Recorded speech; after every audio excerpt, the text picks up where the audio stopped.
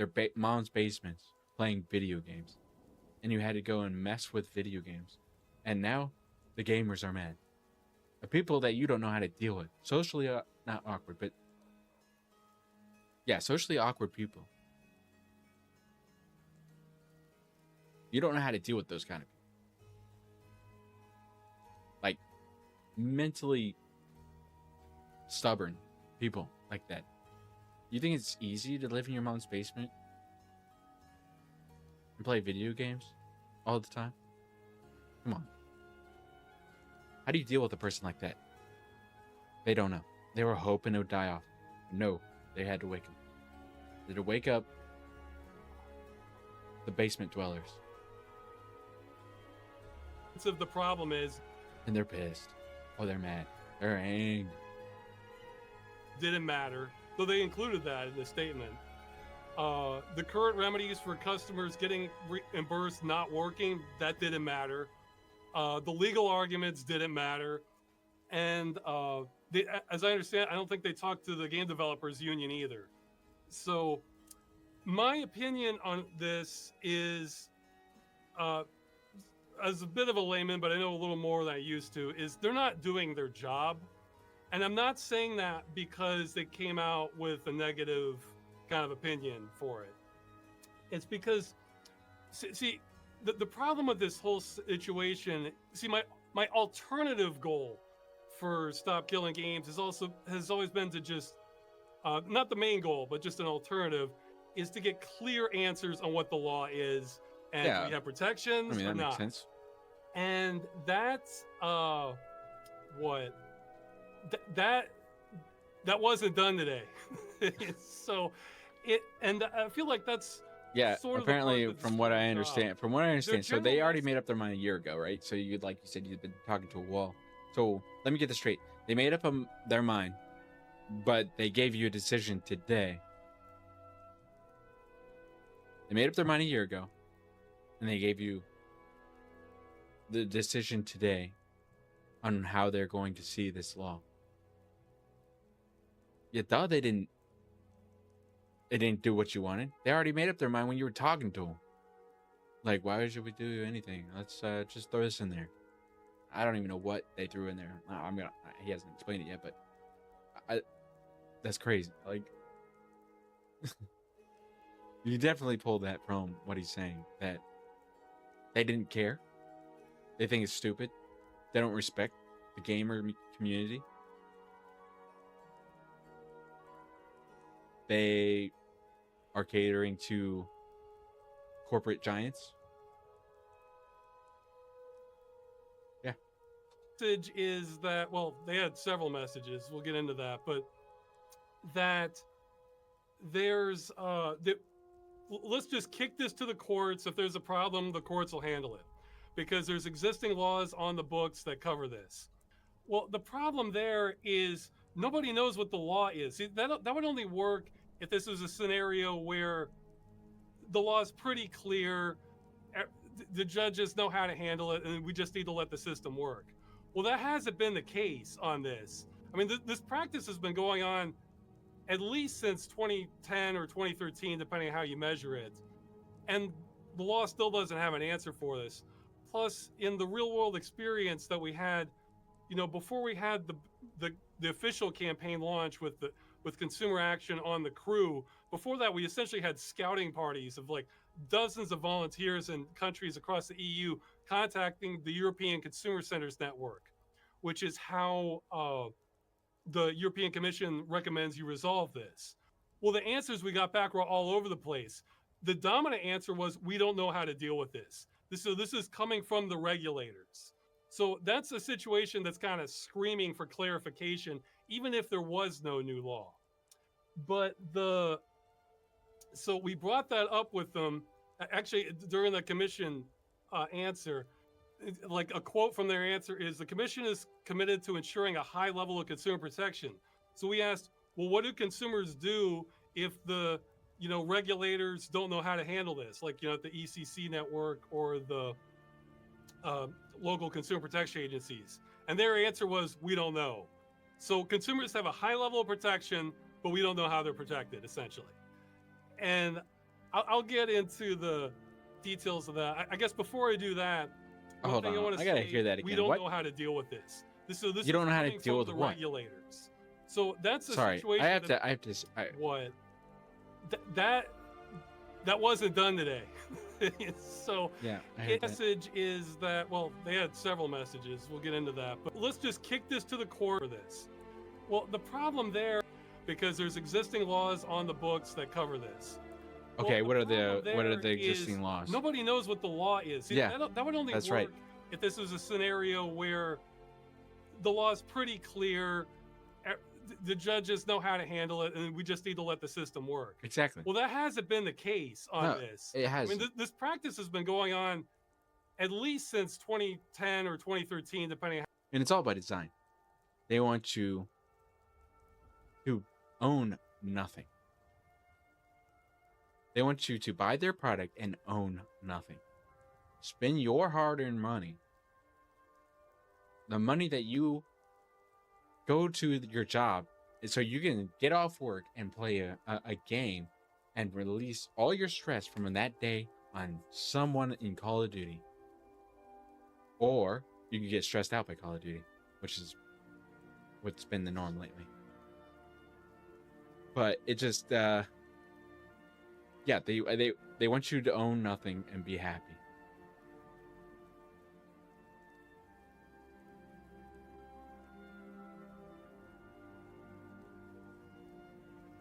Yeah.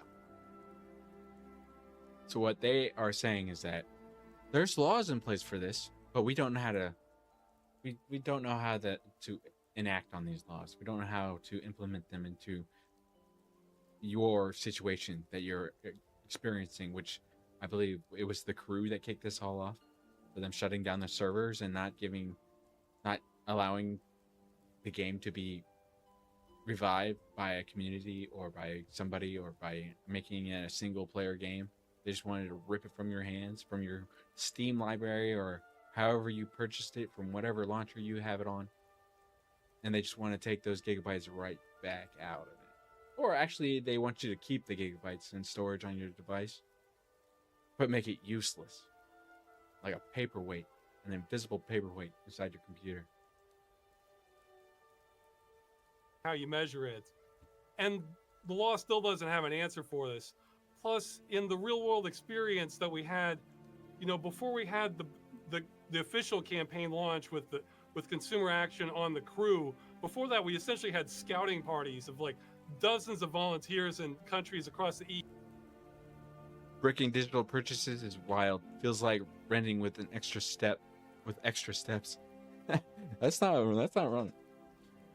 You sign a lease one time and then you might have to renew and sign it again.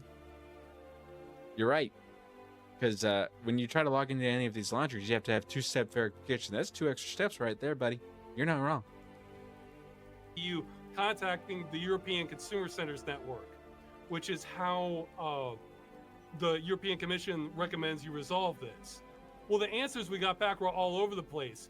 The dominant answer was, we don't know how to deal with this. This is coming from the regulators. So that's a situation that's kind of screaming for clarification, even if there was no new law. But so we brought that up with them. Actually, during the commission answer, like a quote from their answer is, the commission is committed to ensuring a high level of consumer protection. Yeah. So we asked, well, what do consumers do if the regulators don't know how to handle this, like at the ECC network or the local consumer protection agencies? And their answer was, we don't know. So consumers have a high level of protections, but you don't know what those are. So it looks like you have none. That's what they literally said. Oh, we believe that consumers have a high level of protection. Great. What are those? Well, I don't know. I don't know what those are. That's crazy. That's absolutely contradictory to anything they just said about consumers having a high level of protections. What is that for? Goods? Is that for? Yeah, I mean, it would have to be for goods, right? I mean, isn't a video game? See, they don't see a video game as being a physical product. They see it as being ones and zeros, but they probably don't even know that. They see it as being a computer. They probably think it's a pixel on their screen. They probably still call it a TV, not a monitor. These people don't know what they're doing. They don't know how to make laws for this. What they need to do is get people in there that knows what a video game is. They need to get basement dwellers, like I said, and get them to write the laws for this. It would be perfect.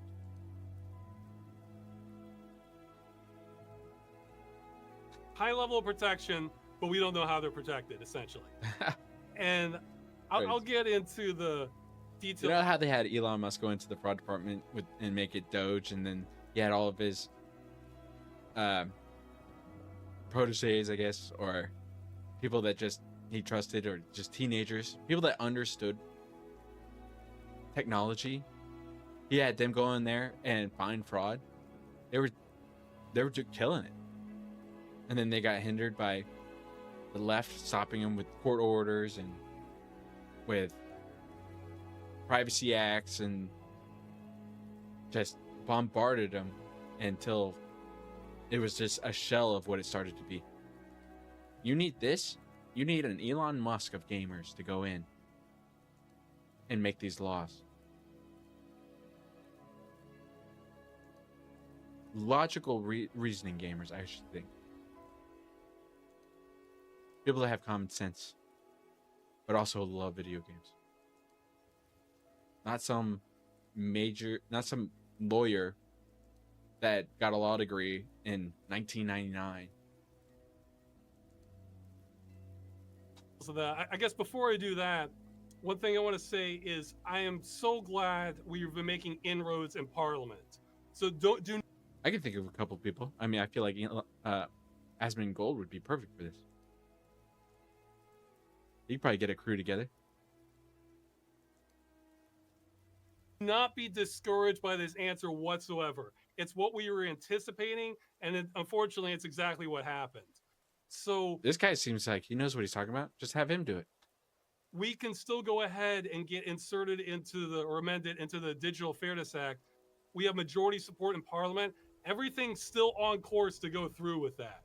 So this is just kind of exposing that the EU Commission is just being a roadblock on this. Oh yeah, okay. So why I think they're not doing their job? Okay, so let's say they're against it. You might think, oh, I'm just biased and don't like their answer, and I am biased, but that's not why I think they're not doing their job. It's because let's say they came out negatively against this. So they said like, okay, yeah, we realize there's consumer protections, but there's if they came out negatively against this, then at least you would know a direction to go.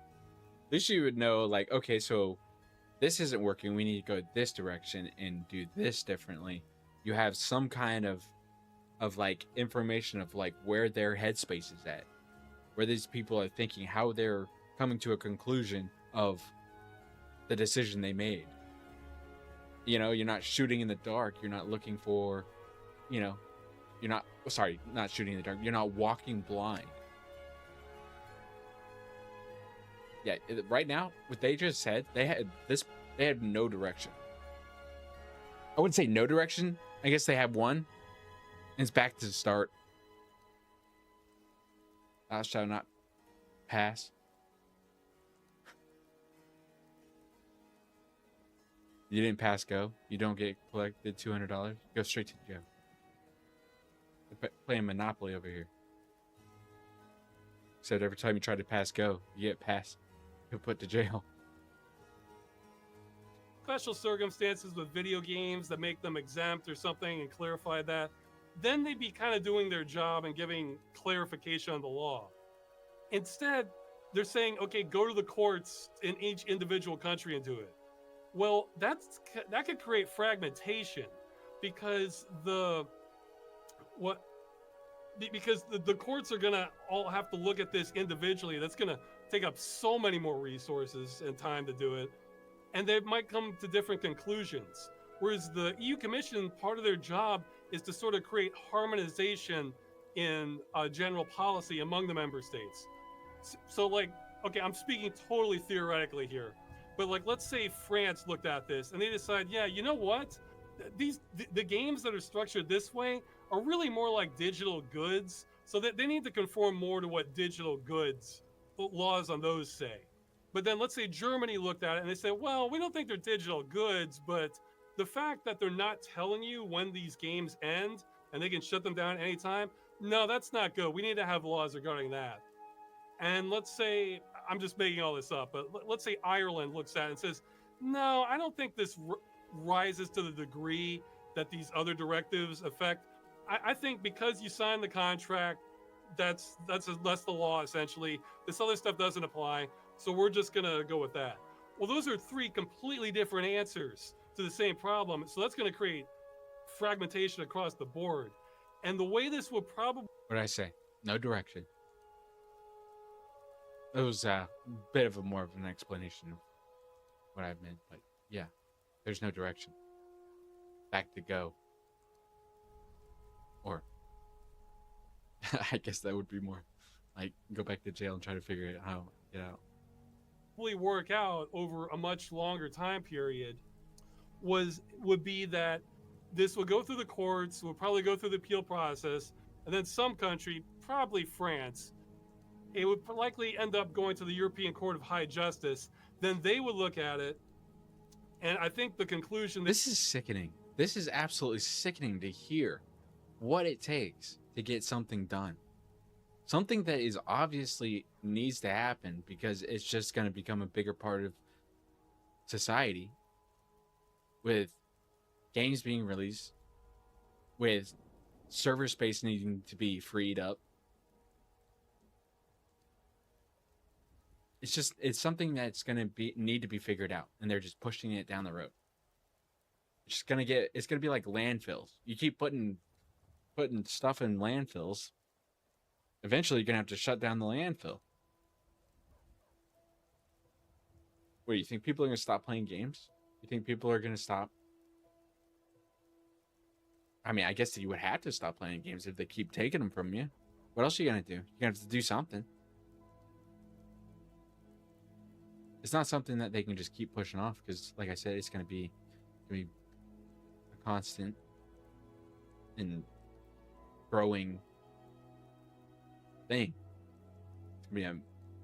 Could be just like, you can't just push these things off. It's like having a medical condition. Oh yeah, well, I meant to go to the doctor and get it checked out, but I think I'll let it wait. Next thing you know, you're being forced to go to the doctor because they had to call an ambulance, and now you're on life support. That's what's gonna happen. they would come to is that, no, this isn't quite legal what's going on.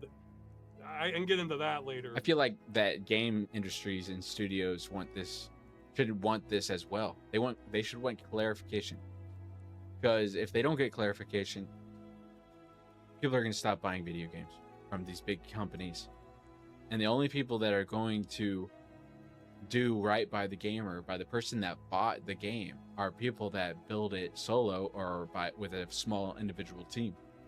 And they're the only ones that are going to be selling games. All these big individual companies that keep like killing your game, taking them from you, and not allowing you to revive it past end of life or end of term.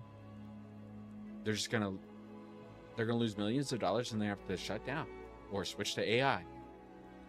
Kind of like what Xbox is doing.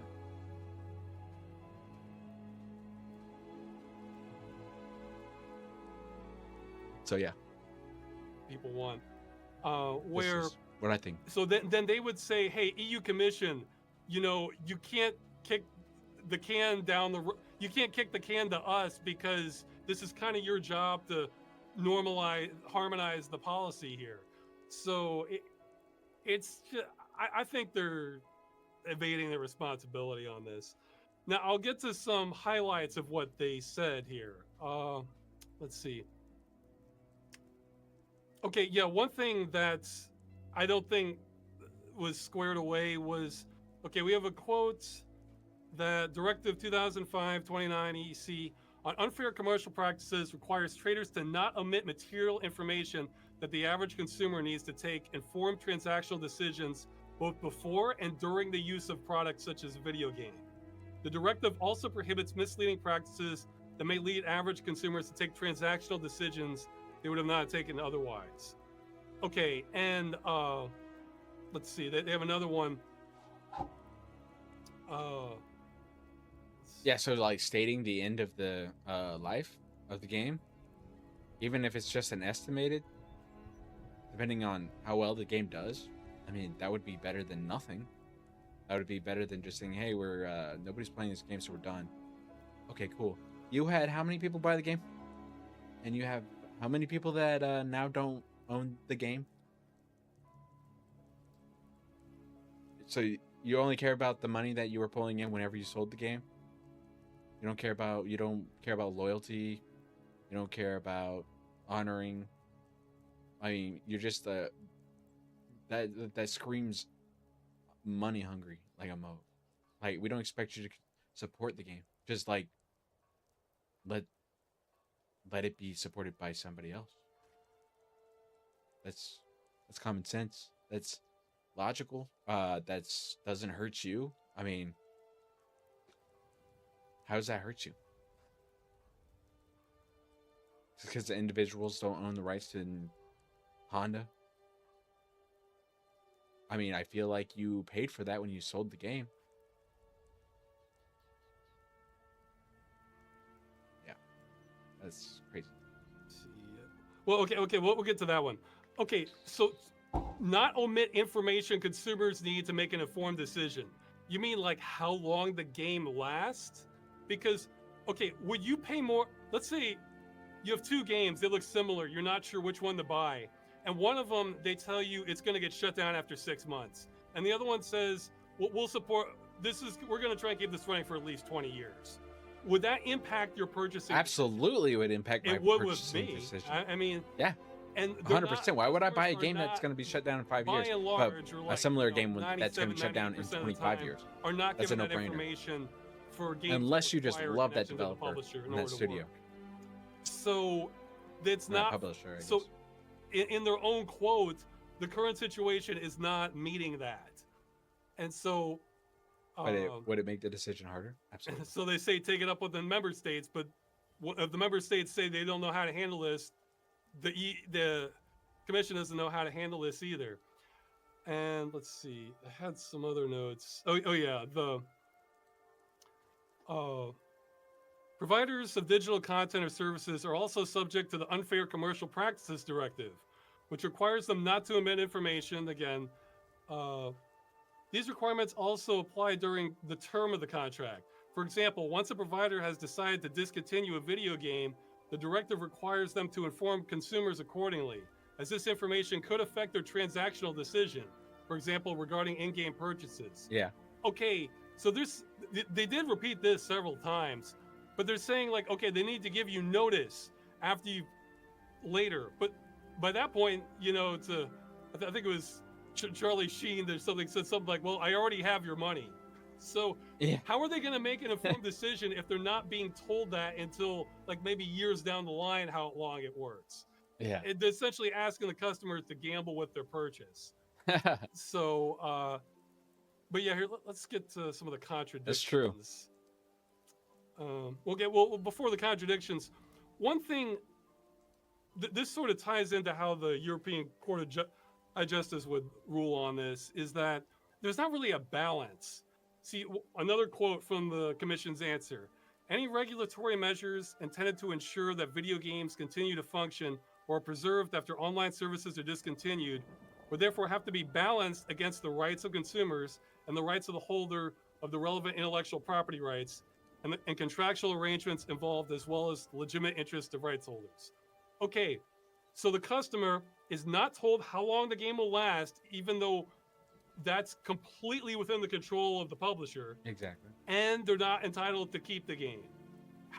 Where's the balance? Well, like, what rights does the customer even have then? Like, if they just want to... But keep in mind, they have strong civil rights. Keep the game or get informed about the purchase. Sorry, not civil. Purchasing rights. Customer rights? Yeah. There's no balance. And this kind of ties back to arguments I've seen on copyright, which the commission threw a few in there.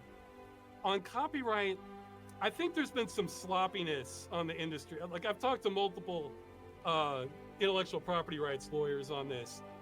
And so there's a famous court case that kind of ties into this somewhat, called Nintendo versus PC Box. It was about this company making mod chips, I think. And what it said, the conclusion of it was that there needed to be a balance. Now, most of that balance is going to be skewed in favor of the copyright holder. So most of the time, that means what the copyright holder says goes. Netflix documentary. And I think a whole lot of lawyers out there Nintendo have gotten like maybe a little too comfortable in something that's maybe true 97, 99% of the time, but not 100%. And our issue exists almost solely in that 100%, in that 1% there, because we're saying that, okay, you have to, the copyright holders, okay, I'm saying, almost ready, I need to wrap up. Okay, I didn't get to half what I was gonna say. The last thing I wanna mention is the California bill, unfortunately, is under a bit of assault since I made the last video. There's gonna be information later. If you are in California, by all means, try and find the link on that. And you can email your state senator on it.